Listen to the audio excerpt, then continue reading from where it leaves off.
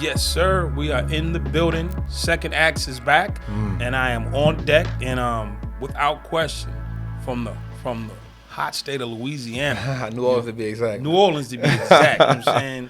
The dirty. You know what I'm saying? What do they call it down there? Man, New Orleans, man. That's it, man. It's called Chopper City. You Chopper, there you go. Straight from Chopper City. You know what I'm saying? One of his best and finest Wallstreet trapper. What's good, brother? Glad to be here, man. Man, it's a privilege and an honor to have you, man. Beyond being super busy, but when I call you to say, yo, I need you to sit down because Second Acts is a podcast that's going inside. It's going to touch hundreds of thousands of people, men and women. And then the other thing is, it's not just for people inside. There are going to be people who are at home, people who are in the street, who came home. Then there's people who ain't never been to jail. They're just trapped in their own mind and their own life. You know what I'm saying? Whether it's a bum job or addiction or whatever, that's going to hear this. I mean, you about to touch lives. You know what I'm saying? That's what we here for, man. You know, I just always try to use my purpose and what I've been through, man, just to touch people. I know I always say it's more us than them. So before we get to the Wallstreet trapper part, I want to hear the, you know what I'm saying, the first part of your journey. Because as you say, journey. Yeah. So early, man, I saw my moms get shot when I was 9. Like, I was probably like 100 yards away from that. We were living in the 8th Ward in New Orleans. My mom was in the street. She was hustling. And just some revenge things. Like, in New Orleans, we talking like 94, 93. This was like when New Orleans had the murder capital back to back to back, right? You're 9 years old. You standing outside in the park. No, I was on the porch chilling. On the porch chilling. You watch your mom's out and just late chilling. At night, yeah. She late. She, maneuvering. She out there chilling. Yeah. And somebody comes through. And shoots at her, or she gets caught in the crossfire? No, that was her. That was for her. Yeah, that was for her. So my mom was like a gangster for real. Like, she was getting busy. Again, fight her own demons, man. Right. But, she was robbing, she was jacking, she was hustling, she was pimping. You know what I'm saying? So she was just getting busy. And so that was my introduction to the game. Like, at a young age, like, I saw it first. So what was that like living in that house? So I actually didn't live with my mom's. My grandmother had me. Because she was out how there. my mom was getting busy. But I used to, as a kid, like, you don't really understand, like, safe havens when you're young. You just want to be where the action at. Like, so moms was, like, giving me everything I wanted. Like, at this time, it was, like, Fila's and Adidas. Moms made sure I was good. She had the Nintendos over there. So, she kind of let me do what I wanted to do over there. And I think for her, it was just, like, I remember her saying it one time. She was like, if anybody going to introduce my boy to the streets, I'm going to show it to him. Right. You know what I'm saying? And, I understood the mindset as I got older because that's all we knew, right? That was the only thing around us, right? So my grandmother kind of saw things different. She was an entrepreneur, but she was in the streets before because she did fair time. Right. You know what I'm saying? My grandmother did fair time. So she kind of wanted something different, right? So she was like, nah, like, you can't do that. So that was always a wall. Between mom and daughter. Like, she snatching me all the time. Like, nah, get that boy out of there. But mom was like, that's my boy. You know what I'm saying? Like, if he gonna learn it, he gonna learn it the right way. Like, I'm gonna teach him how to maneuver. And after that happened, maybe like a year later, she got shot again. Okay, let's go back to the first. She gets shot. They put her in the ambulance, take her to the hospital. Yeah. She eventually come home. She come back. And you're like, okay. And we good. Did she change your life? No. She got busy. That was she got back in the streets. Like, so that situation had to be, dealt with on whatever level. You know what I'm saying? So, and it's like, okay, So she's back out there hustling. She back doing her thing. Like, they don't stop nothing. Like, it's, in the streets is, and again, it's a mindset that I adapted. Like, once you get shot, it's not I quit. It's, now I got to show y'all ain't making me quit. Like, I'm here. I'm doubling down. I'm a force. I'm a double down on it. You know what I'm saying? And that was her mindset. Like, yo, all right, cool. That's what we doing? All right, cool. We going to double down. You know what I'm saying? So I'm like, all right, shit. So I'm watching moms go through that. So I'm like, okay, we don't run. We double down. Like, we just get busy. We get more active. So she got shot again. So the next time she got shot was 3 times. Was she in the same area? Same area. Yeah. So she went on the same block? No. You don't go nowhere. You can't go nowhere.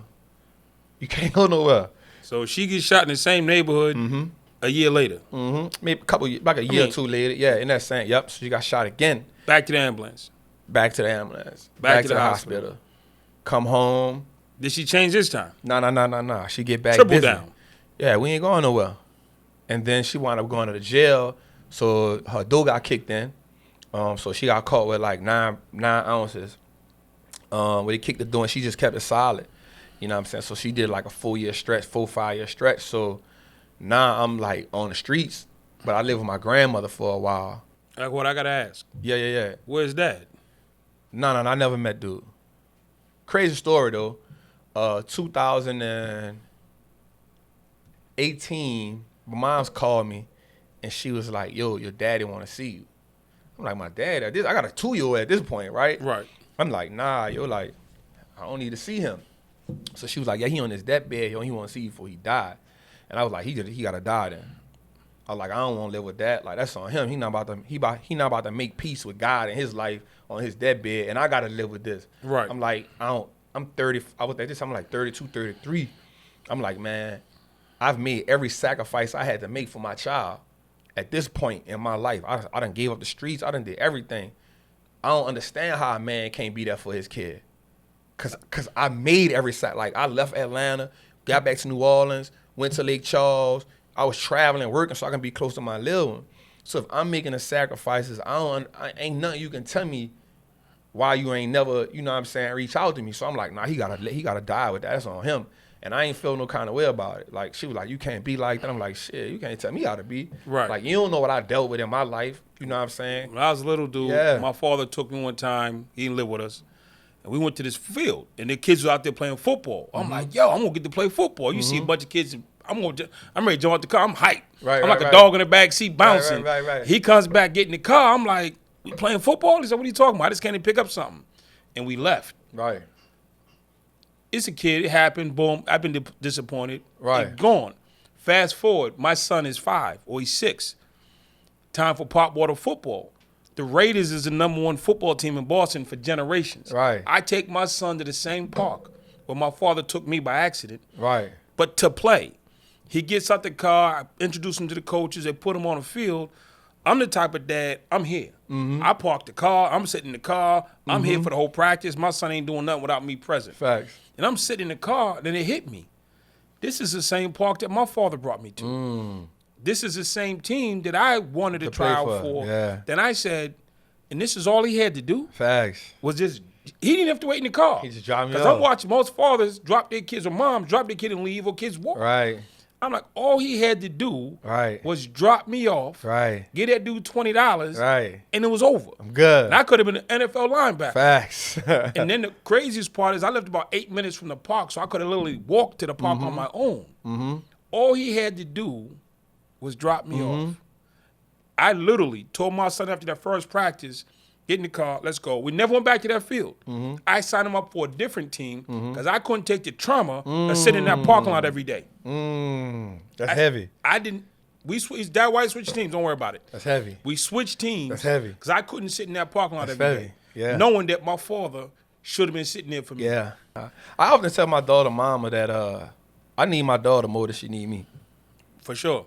You know what I'm saying? Like that's my Purpose. That's it. Like that keep me like that makes me go hard in my business. It makes me go harder in investing because I always want her to know that my daddy got me. Right. You know what I'm saying? Like I'm and even that type of energy helps her walk through life more confident. Oh, she walks in the room. Yeah. She like, Yeah. my son no fear. Yeah. She's like, Yeah. he's like, I didn't see the toughest guy in America. Yeah. I ain't got nothing coming. Yeah. So, that was, How old is your daughter now? So she 5, man. So, man, yeah, she just made 5, man. I cried, man, because I was able to fly her and her mama, and I flew them to Orlando.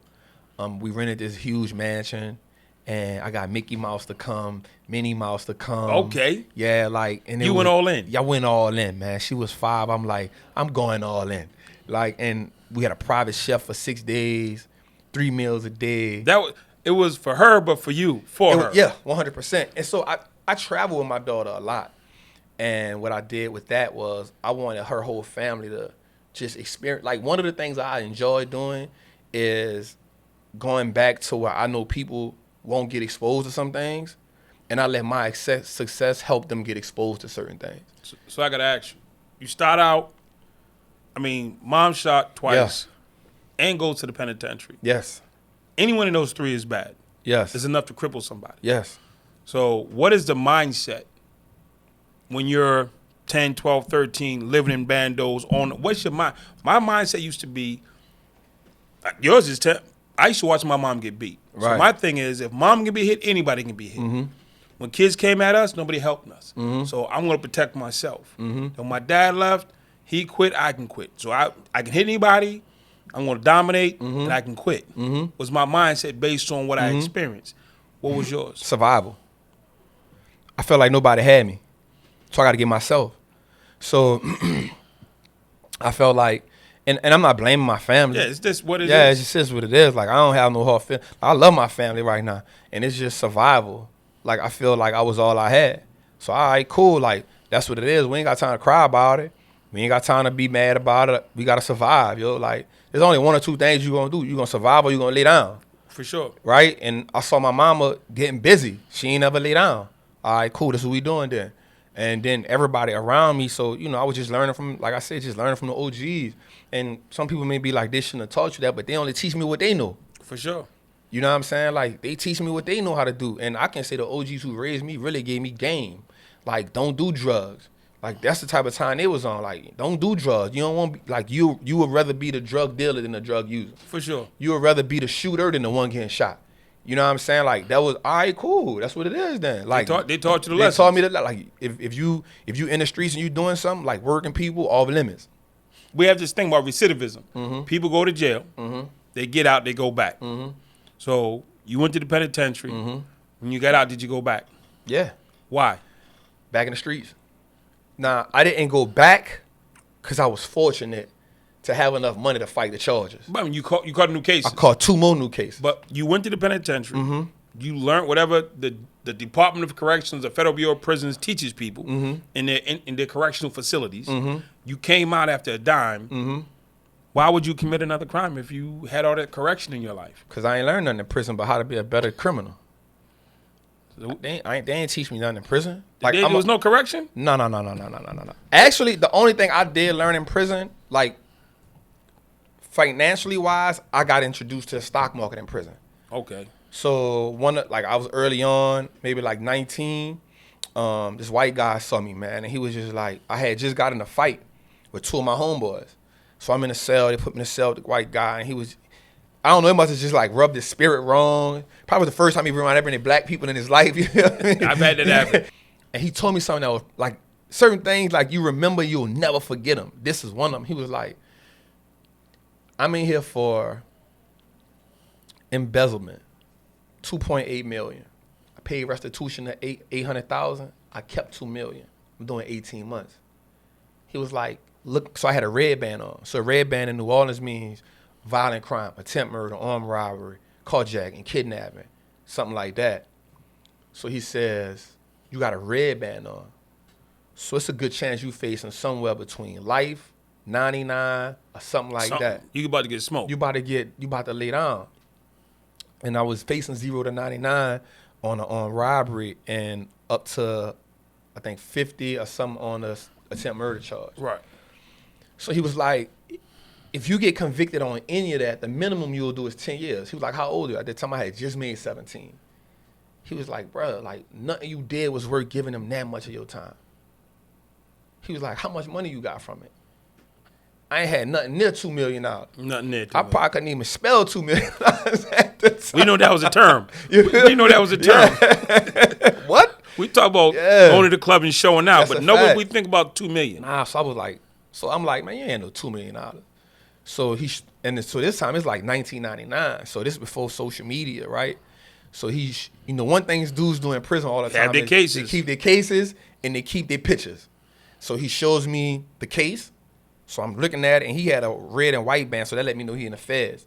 He waiting to get shipped. And then he started showing me pictures of like him traveling with his family, boats, yachts. I'm like, damn, that's some stuff I see on TV. Right. And then one of the things that stuck out to me was, I always say this, is he was sitting outside in like a pond, and it had steam coming from it, and it had mountains behind it. And I later found out that was the Blue Lagoon in Iceland. And I always said I want to go there. And he was like, yo, like, while you're doing that 10 years, I'll be there. I'll be here. I'll even do this again if I wanted to, and I can only get 5 years. And off that 5, I'll only do 3.5. You'll still be doing that 10. from the first case with no money. Yo, that like shook It my hurt you. spirit. That Like hurt. he woke me up with that. You know what I'm saying? So he just told me some other things like stocks. If you want to learn how to build wealth, learn stocks, learn real estate, and start a business. And he said wealthy people stop trading time for money. They start making their money work for them. And they learn how to give ultimate value to people. Because the more value you give people, two things will happen. One, you'll make a lot of money. And two, the people who you give value to will always keep you wealthy. And not just in the money sense, but through their acts. They'll keep you out. They'll make you. And so that just like stuck with me. And so my whole 10-year bid, I just started learning, about the stock market. But when it came to prison, man, prison didn't really teach me nothing. I was around a bunch of I'm around a bunch of criminals who are analyzing their mistakes and saying, this is how I be better at what I did to get in here. I'm gonna do crime better next time. I'm gonna do it better next time. So I came home, like I'm still a sponge at that age, right? So, and it's crazy because even in prison at that age, you'll hear people say stuff like, oh, I could do another 10 years. That's easy. Yeah. I could do another 15. I got another dime in me. I got another dime in me. And it's crazy because I adapted the dumb terminology. I'm like, yo, I'm 16, I go home 25. I can do another one. I could do another 10, easy. Easy. You know what I'm saying? Like, that's what prison teach you. For sure. To not value your life or your time. So you came home. You got blessed with knowledge. You came home, but you said you caught more cases. Yeah. I'm confused. You're a highly intelligent individual. Facts. So how did you go from all that knowledge but no application? Environment was pivotal. I came home with the knowledge, but I went back to the same environment. And so now, it's crazy the way it sounds, but being the most intelligent person in the hood don't get you nowhere. Yeah, it do. In prison with the rest of the people. Well, yeah, right? And so You be the smartest dude on the bus. in as I got older, I realized how foolish it was. You get out, Yeah.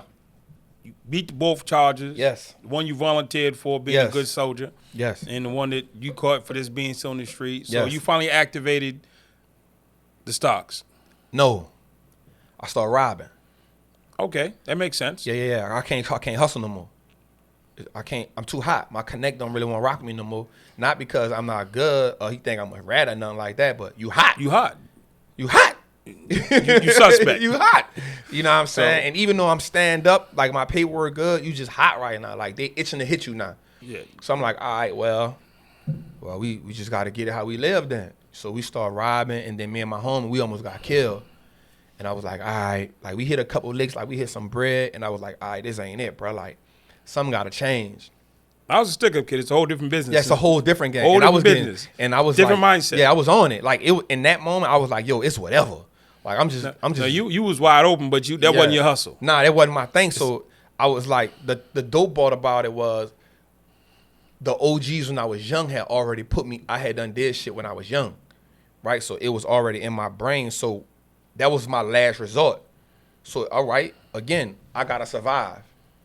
You dig? So I'm like, all right, cool, that's it. And I know a lot of people might feel like, well, why you don't just go get a job? Well, at that time I was like, this ain't it. Like working ain't it. But I got introduced what's called iron working. So I was building stadiums. I started building stadiums and power plants. That's what saved my life, man. You got a construction job. Yep. So once I stopped, like once we met my partner was got killed, and I was like, yo, I'm good. Like I'm good. And he wound up dying from sickle cell. I was like, man, I'm good, bro. Like I'm done. And like my life, like something just happened to me. And I just went home. I never forget. I went home and I was like, all right, God, like, man, what you want me to do, man? Like, all I know how to do is hustle, yo. Like, what you want me to do? Like, you keep showing me these signs. You keep letting me go.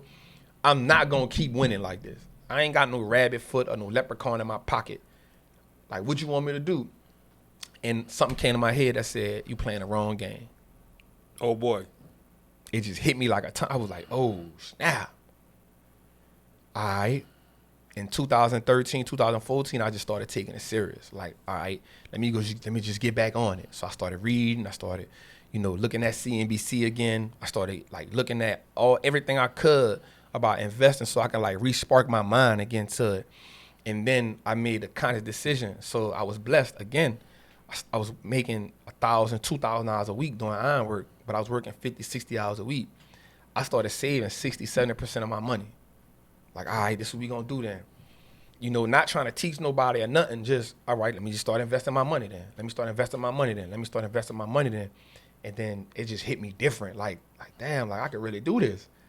Like, yo, all right, like this is what it is. And so it started making sense to me, like telling my homies in the street, like, yo, we got Apple phones, but we don't own that.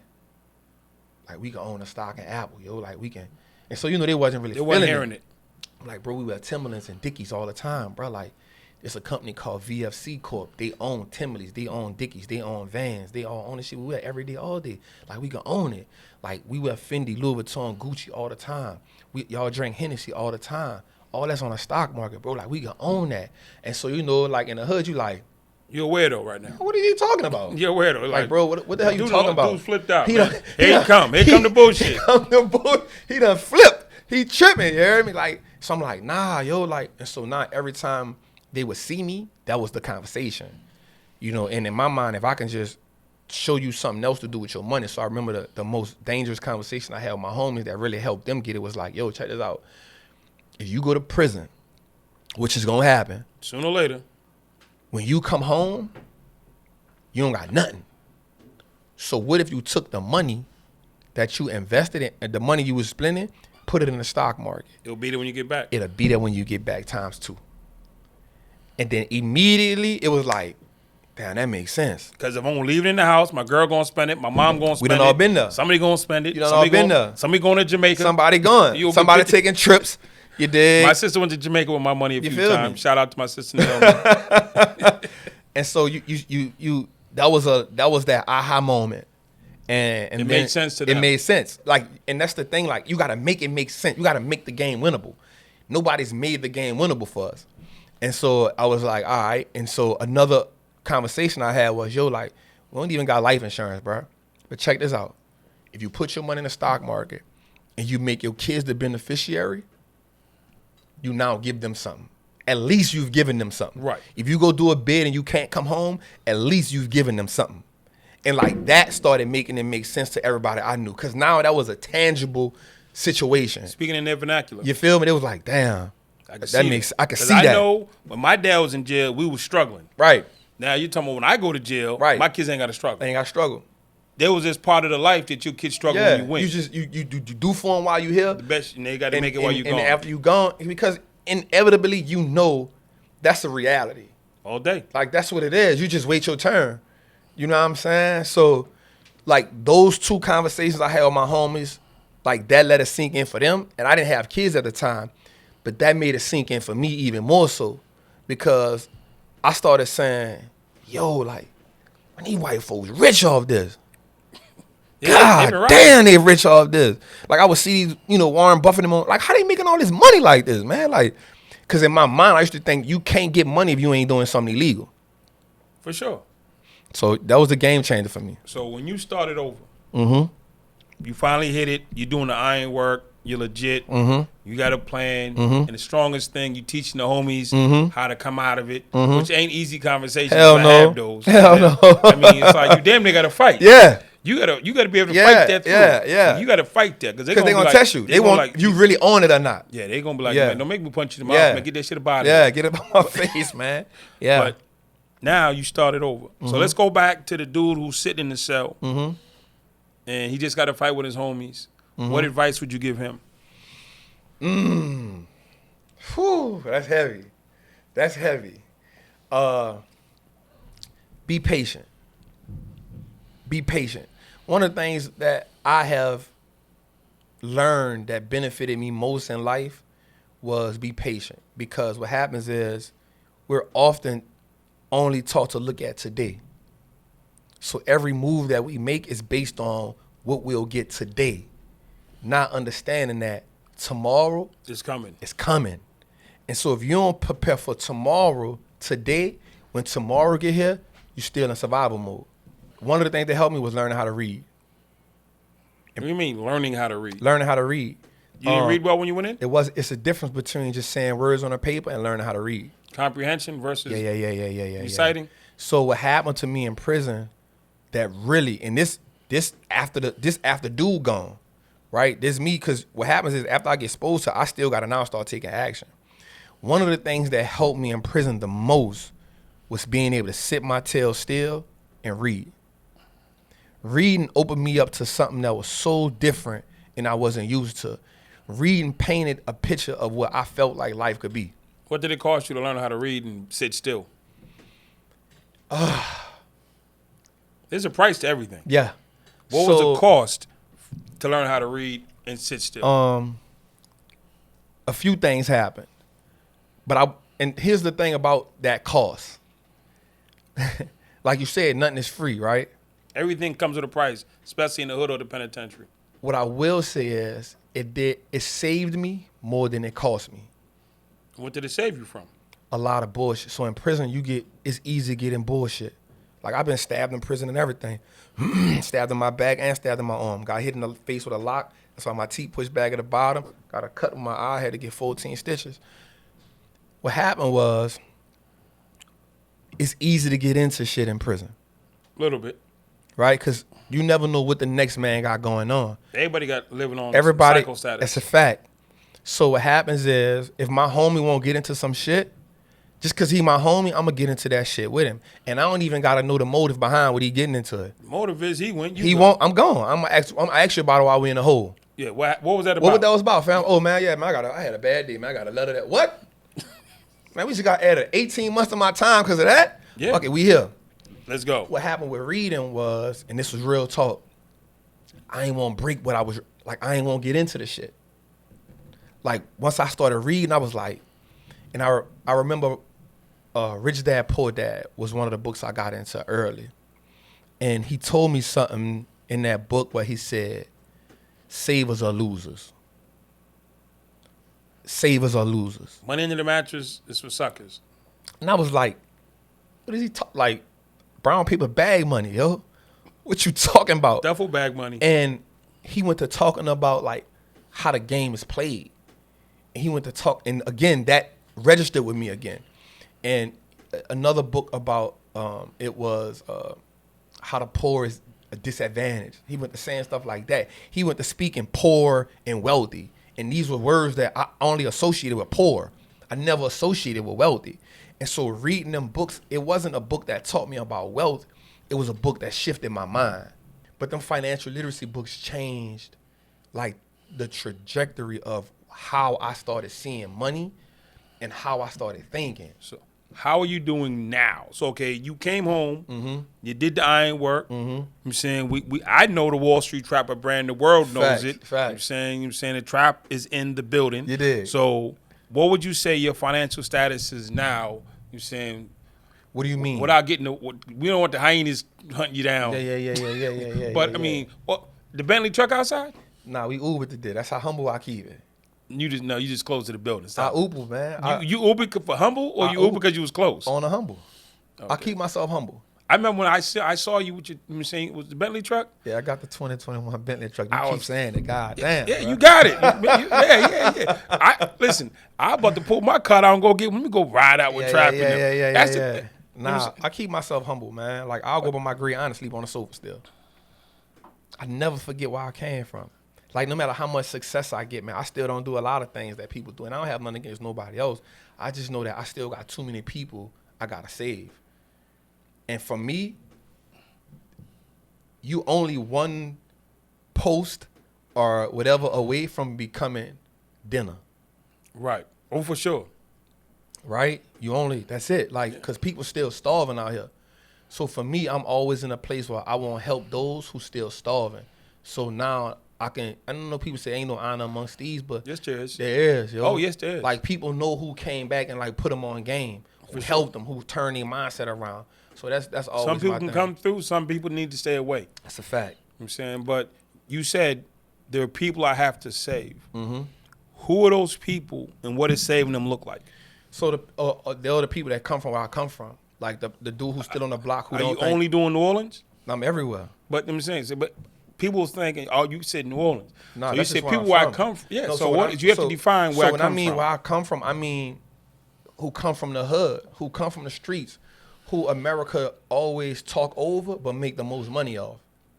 right? And when I say make the money off, I mean they making money off us being consumers. They making money off us being in prison. They making money off us being on welfare. They making money off every which way. So I still want to go back and show the people where I come from, not just New Orleans, in any hood, because the language and the struggle is the same in every hood. Right. Right? I want to show them, yo, you don't got to depend on the government. Let me show you how investing can change your life. Let me show you how ownership is the most powerful tool you can have. Let me show you how to own your 24 hours, right? Because here's the thing. Money is leverage. Time is the real power. We use money to buy time. We use time to make more money so we can buy more time. So I know you be like, hold up, Trav, say that shit again. Say it again. So what happens is we often taught to work for money. The only way we can make money is by selling our time. So now they make us say, yo, my time is worth this much. My time is worth $8, 15 hours, $24. When I was in prison, my time was worth, you know what I'm saying, 25 cents, right? So what happens is the one argument, the one complaint that the average person in the world has, I ain't got enough time. Dre, Trap, I need you. Damn, Dre, man, I ain't got enough time right now. I'm going to get you back. Man, I'm rushing. Why you rushing to work? Because I got up late. Why you got up late? I overslept. Why you overslept? I was tired. I ain't got enough time.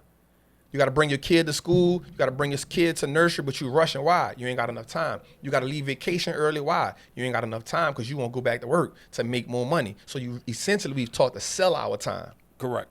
Right? So what I'm teaching people how to do is let's buy back our time. So we buy back our time with each investment we make, because as long as the investment is making money for us, that's something we don't have to work for. Mindset. Feel me? Mindset. I remember buying 200 shares of AT&T, and 4 times a year that AT&T stock from them dividends would pay my AT&T phone bill. So now that's 4 times a year that I don't have to worry about paying a phone bill. So now I can take that phone bill money that I was going to spend on a phone bill and put that in another investment and make that investment now pay my light bill. So now 4 times a year, that's 8 different bills I don't have to pay. Those investments paid that for me. So now I can take that money from them 8 bills and put it in another investment that can now buy back some more of my time. Pay your rent. And for long, you ain't got to leave the house. Essentially, the goal now is to have your own 24 hours. So if I can own my whole 24 hours, I can now learn how to live instead of exist. And survival's out the window. Once I start learning how to survive, I can start playing offense in life. If I can start playing offense in life, I can start achieving all kind of shit. We play defense so much, like we always letting life attack us. We always letting life punch us in the face. We always letting life dictate how we spend our money. So now we search for them moments to have this gratification for, you know what, I might be in debt, but let me go buy these $600 shoes that make me feel good because all I'm doing is working. Right. All right, cool, they feel good on my feet. Yeah. Let me go take this trip that I really can't afford, but I need something to make me feel alive because all I'm doing is working. I got a question for you. Talk to me. When I came home from prison, started programs. I went from prison, parole office, youth center. 90 minutes after I got out, I did my first group, young black boys, and told them they going to jail not because they black, not because they smoke weed, but somebody let them down and hurt their feelings, and they act out at 9 and 10, and it's cute. 13 and 14 is criminal. It's your untapped and unhealed trauma. Then I started working with the girls. They said, Dre, come talk to the girls. Let me talk to the girls. So I started going to the girls' units. Molestation, domestic violence, drama, fatherlessness, mom's boyfriend pushing up on him, and mom choosing him, the whole drive. So now I'm teaching young girls, black girls, how to be. And for the first 3 years, dude, listen, I own the city of Boston. I got every award. I'm in the White House. I'm in Congress. I'm with Janet Reno. I'm with George I'm there. I got, you name it, the mayor calling me on a regular, yo, I know everybody in the city, everybody know me. Ted Kennedy gave me $2.5 million 10 months after I walked out of jail, said, yo, you that dude. I'm like, all right, cool. So I sat down with a lady. She did an assessment of my program. She said, Andre, you're really good. I said, no, I'm the best in the city. Let's get this right. I am the thing that Cure Violence built this program off of. I created Violence Interrupters. I created Ex-Offenders-Led Movement. I was at the table for White House policy, faith-based editions. I'm like, oh, I'm that dude. And I work all day, 20 hours a day. And she said, well, you're denying kids. How would you feel if I told you you were denying kids? Nah, that's going to make you change everything. But right now you're denying kids. You, Wall Street. You think? You are, oh yeah, 100%. You, same conversation, How? somebody else sitting in the seat. How? You're denying kids because the kids are white and their parents want to pay you. but There no buts. Nah, let me say this. So in my program right now, there's always a rebuttal to this, right? I'm listening. In my program right now, parents who have kids, I now have 10, 11, and 12-year-olds who break down stocks. Right. So I'm not denying. Are you actively marketing to? Okay. I see the point here. No, I didn't hear the answer. No, I'm not actively marketing to kids right now. No. Right. No, not kids. Right. I was sitting in that seat in 2003. The lady said to me, you're denying kids because they're white and their parents want to pay you. And I said, white kids ain't got no problems. This is their country. Not about to say that. Yeah, I was about to say that. That was my response. I was about to say that. I'm like, I can show you struggle. Right. I can show you people on the block doing all kinds of stuff, struggling and surviving. Then I went to a white school. You know what I saw? Same thing. They do drugs at the white school. Same thing. They drink at the white school. Same thing. They got bullies at the white school. And I just went down the list. And I was like, well, this is why I said, because I'm stuck on I'm right, they're wrong. I said, well, y'all got dads. Right. You know what they told me? You mean the guy that sleeps upstairs? Yep. That ain't my dad. He don't come to none of my games. He don't know none of my friends. He's away on trips like 3 or 4 weeks out of the month. And he's always on his cell phone. He never talks to us. We call him the guy that sleeps upstairs. I was like, they ain't even got dads. Right. They're struggling in a nicer building. Instead of going to the liquor store, they go to the liquor cabinet. Instead of going to the drug spot, they go to the medicine cabinet. It's all there. Easy access. So when I walked out of that school, I said, never again will I deny people based on my ignorance. That's facts. And I can't argue with that at all. Is this a thought? Nah, that's real talk. I think, and it's not to justify it. I think for me, it was just, I was only teaching to what I related to. Exactly. You know what I'm saying? You teach girls? Yeah. You relate to girls? Yeah. You're a boy. Yeah, but I grew up in a house full of women. So I heard that. But you know what I mean? Yeah. So, I mean, I used to think I couldn't teach other cultures and I feel because. Like that. Yeah, I feel like that. Until somebody challenged me to go try it. So try it. Then I went, and know what I found out? They relate too. Trauma is trauma. Trauma is trauma. I actually have some white men in my program, and they rocking me hard. Like every time we do a live, they got the stuff on. They be like, Trap, we rocking, Trap, and I rock with them the long way. You know why? Yeah. They suffered too. And this is the thing about being white and suffering in America, nobody wants to hear you. You don't have you can't be white in America and sit up on a soapbox and talk about how suffering you're doing and how bad it is. So that's why poor white folks got a problem with the term white privilege. They take it to mean that they weren't poor and they weren't hungry. They don't understand this being white gives you a benefit. That's what we're talking about. You say white privilege to poor white folks? I grew up in a trailer park. When you mean white privilege, I was struggling and my mama this and we was in it. I'm like, they don't understand white privilege as we're presenting it. They're like, nah, I was poorer than you. The best thing somebody can ever do is find something to go all in on, and 2, move away from their hometown. Because what happens is, when you move away from your hometown, you now get out of your comfort zone. You can't depend on, well, I know I can go holler at Dre. He gonna give me. He got my back. You all on you.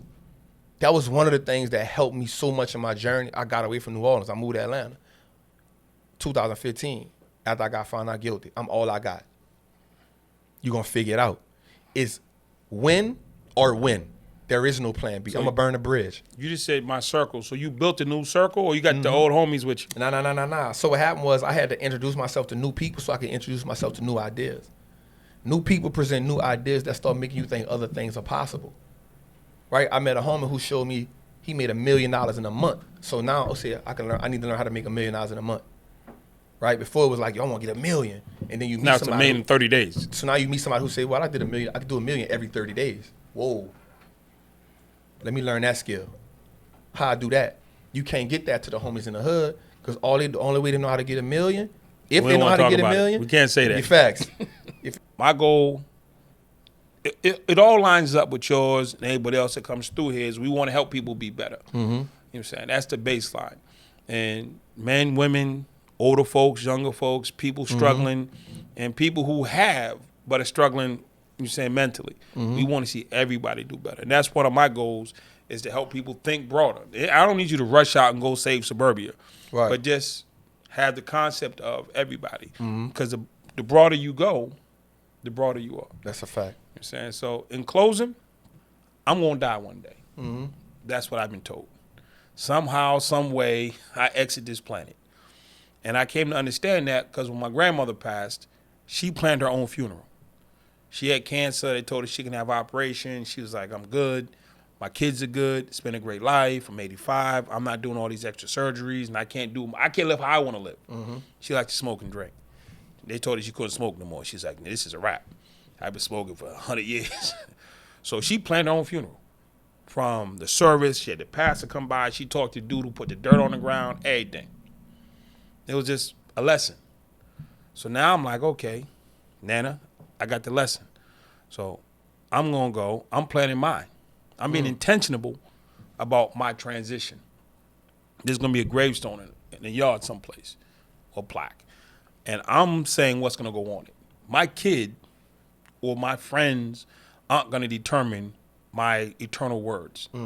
So right now, on the bottom of my gravestone, it's going to say Henry Norman, 1967 to 2000 and whatever. It's going to say Harvard Fellow, because I did that. It's going to say Honorable Son. And I'm working on my next thing. You know what I'm saying? I'm trying to say eradicate slavery in the form of mass incarceration. So what are going to be the things that you want etched on yours? Never thought of it? Nah, I don't know. One is because I got tired of thinking about debt. Okay. Right? I got tired of thinking about debt in my life, so I never really, I know I got a will, we got a trust put together, but I never thought about the headstone part. Maybe it'd be something I think about. Yeah.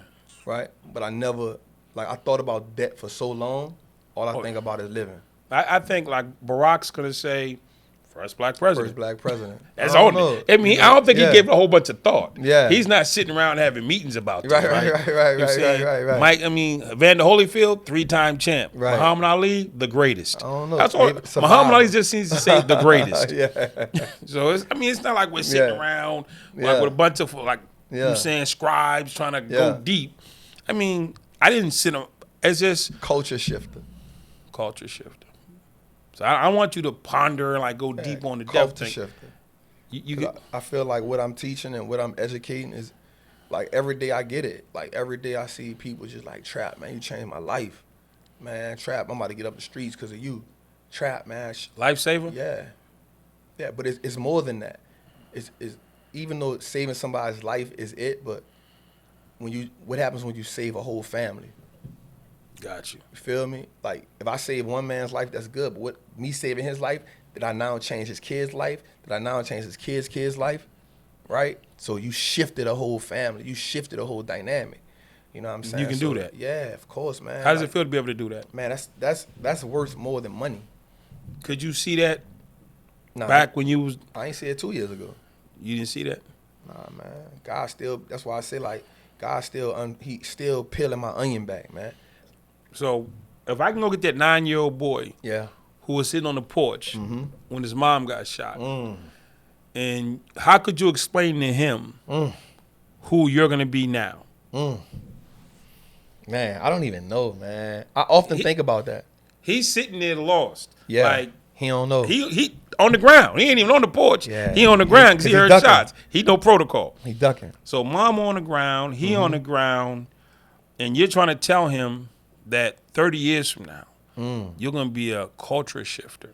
You're going to break generational curses and change dynamics of families for centuries to come. Yeah. How do you explain that to him, Mr. Motivational Speaker? I'm not. That's the thing. Well, this is your time to practice. I think I would just tell him, greatness is ahead of you. I would just tell him greatness is ahead of you.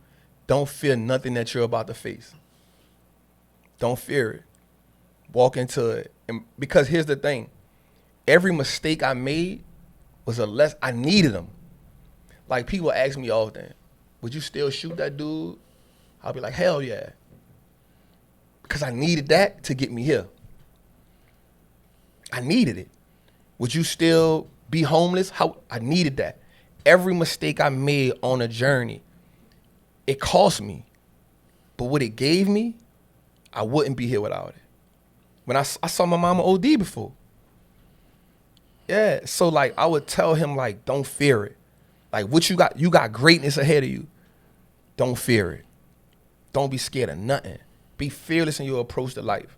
And I know that may sound like yo, like you gotta give. Sometimes if we keep it simple, like yo, don't fear it. Cause I went through a lot of shit scared.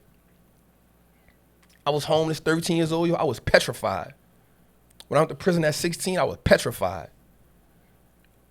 I ain't never been in no. When I've been in my first shootout, petrified. When I got shot, petrified. When I got stabbed, petrified. What about when 80 people lining up to see you and 8 of them crying? I was scared. Because in my mind, what was you scared of? I was like, yo, they really talking to me. Like they saying I changed their life. All I'm doing is telling my story. I'm telling you about the lessons that I learned on my journey, and it's impacting you in this way. You know how hard it is to get a grown man to cry? Yeah. I actually do it for a living. You feel me? So for you. me, I would tell that younger version of me like, yo, like, be fearless. Don't be scared of it. Like, in everything that's supposed to happen is going to happen. And that's me having hindsight, right? That's me having hindsight. That's me looking back saying, damn, I remember sleeping in that car being scared because I didn't know where the next meal was going to come from. That's me sleeping in a crack house scared because I don't know if they're going to take the shoes off my feet. I don't know what's about to go on in here. That's me walking into prison like, yo, this is real. Yeah. This a grown-ass man sitting across. I'm sleeping in a cell with 4 grown-ass men. Petrified. And still just having to, like, man up through that. Like, yo, this part of the game. Was it man up or was it grace? A little bit of both. A little bit of both because even with God's grace, you still got to stand there. You still got to go through God has special rooms in Angola. Yeah, you still got to go through it. So I would tell him that, man. Like, you know, it ain't nothing scientific. It ain't nothing. I would just tell him that. And, you know, I'm not the motivational speaker. I just keep it 100. I would just say, man, be fearless and embrace all that shit. Embrace everything that's coming to you because on the backside of that, bro, you're going to be so phenomenal. And even at 38 right now, I'm just scratching the surface. Yeah, I'm 53. Yeah. So there's room. Definitely. You got a whole bunch more room. Definitely. So, bro, I want to thank you for coming out. Man, I appreciate you. And Securus Technologies, man, has put together this platform for us to reach back inside and to reach out globally. You know what I'm saying? Just create content for us. You know what I'm saying? Us is 2.2 million. Then the us is the 75 million that are our relatives and loved ones. You know what I'm saying? And the us is the other 50 million people who are connected to us, man, via employment or just neighborhood who just there. So this is a 150 million person tribe. It's heavy. It's an honor for me to be here, man. I'm glad you invited me, man. I appreciate you coming through, man. For sure. Second Acts is going to keep building, keep growing. And I keep telling them, everybody that comes through this door is his own show. I'm just blessed that you started your show here. Appreciate you, King. Appreciate you. All right. Peace. Yep.